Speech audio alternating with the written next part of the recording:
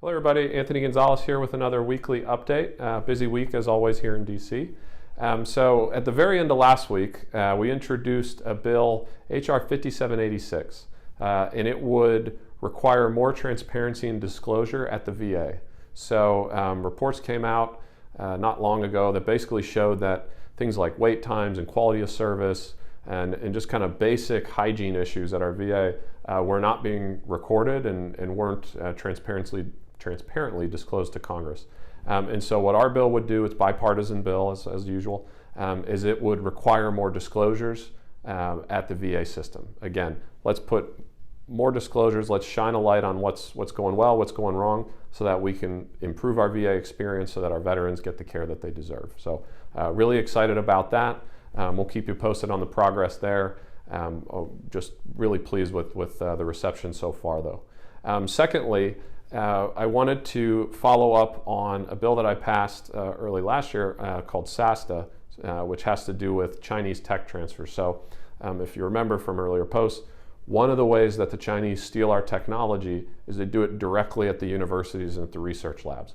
So they fund students to come into the university and apply for federal grants and those sorts of things, and then they bring those students back and steal the technology directly.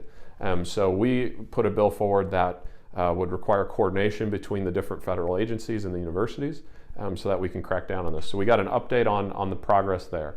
And I will tell you, I was encouraged by the progress. It's barely been a couple months since the bill passed. But boy, do we have a long way to go. When I got into this job and started looking at it, I thought, China's really doing a lot to steal our technology. It's probably 3 or 4 times worse than I thought it was. It's more pervasive. It's at more universities than I thought it was. And these are taxpayer dollars, right? This is us trying to fund our innovative technologies of the future. They don't do a particularly good job of that in China. They're good at sort of the last stages of development, but not the basic research, which we're really good at. So their strategy, instead of doing it themselves, they just come here and steal it from us. And so we got an update on that, which was a pretty positive update.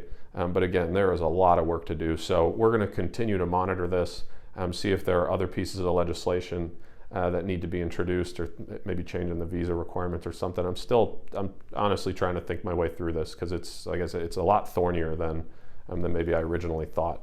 And then lastly, we continue to push the Jobs Act.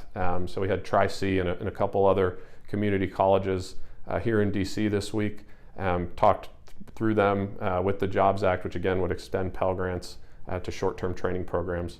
So if you want to be a CDL driver or an electrician or something like that.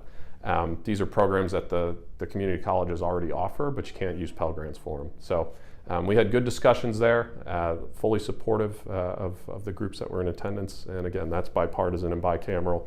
And so there's a path for that as well. So with that, I hope everybody has a great weekend. Thank you as always for allowing me to be your representative.